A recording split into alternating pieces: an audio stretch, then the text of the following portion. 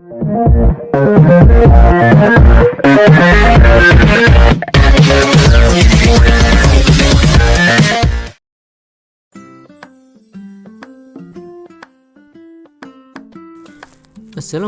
warahmatullahi wabarakatuh.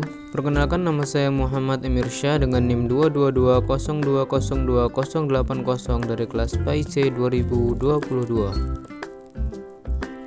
Kali ini saya akan menjelaskan tentang pemikiran filsafat Al-Ghazali.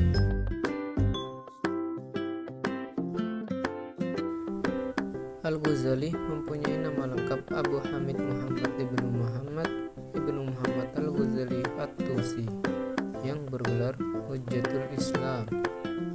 Al-Ghazali merupakan seorang yang memberikan kontribusi besar dalam keilmuan Islam. Ia selalu hidup berpindah dari satu tempat ke tempat lain untuk mencari suasana baru, untuk mendalami pengetahuan dan mengajarkan pengetahuan. Dalam kehidupan berpolitik pun, ia sering menerima jabatan di pemerintahan.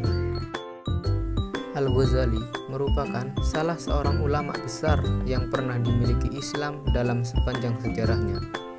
Ia tergolong ulama dan pemikir Islam yang sangat produktif dalam menuliskan buah pemikirannya. Jumlah kitab yang ditulis Al-Ghazali sampai sekarang belum disepakati secara definitif oleh para penulis sejarahnya. Karya-karya beliau yang paling monumental antara lain Ihya Ulumuddin, Maqasidul Falasifah, Tahafut al-Falasifah, dan Al-Munqiz minad Dhalal. Al-Ghazali memandang para filosof telah melakukan kerancuan. Ada 20 masalah yang menyebabkan para filosof ini menjadi ahlul bid'ah dan kafir. Dari 20 persoalan ini, Al-Ghazali menegaskan bahwa para filosof menjadi kafir karena 3 masalah. Yang pertama yaitu para filosof yang berpendapat bahwa alam itu qadim atau tidak mempunyai permulaan. Ini merupakan pendapat dari Aristoteles dan para pengikutnya. Yang kedua, pendapat filosof yang menyatakan bahwa Tuhan tidak mungkin mengetahui hal-hal yang bersifat partikular. Ini pendapat yang dipegangi oleh Ibnu Sina. Yang ketiga yakni penolakan filosof terhadap kebangkitan jasmani dan moralitas jiwa individu.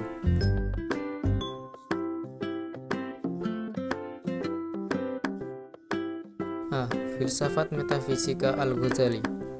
Yang dimaksud dengan metafisika adalah cabang filsafat atau pengetahuan yang membicarakan hal-hal penting mendasar di luar pengalaman manusia.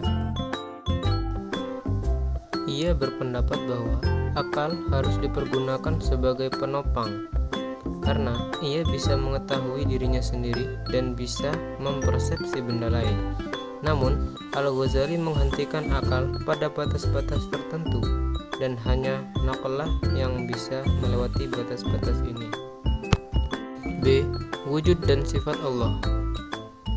Dalam perdebatan terkait sifat-sifat Allah, Al-Ghazali memegang pendapat yang dianut oleh Al-Asy'ari, sehingga tidak menerima pendapat yang dikemukakan oleh kaum Hasy'iyah maupun Mu'tazilah, karena kedua aliran ini dianggap sebagai aliran kaum ekstremis.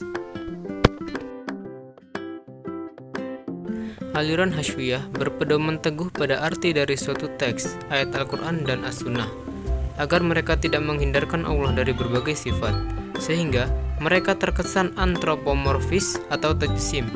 Sebaliknya, Mu'tazilah berlebih-lebihan dalam menyucikan Allah, sehingga mereka harus menafikan sifat-sifat Allah.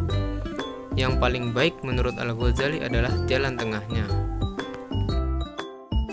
C. Iradah Allah atau kehendak Allah dan hubungannya dengan hukum kausalitas. Iradah Tuhan adalah mutlak, bebas dari ikatan waktu dan ruang. Tetapi dunia yang diciptakan itu seperti yang dapat ditangkap dan dikesankan pada akal manusia, terbatas dalam pengertian ruang dan waktu.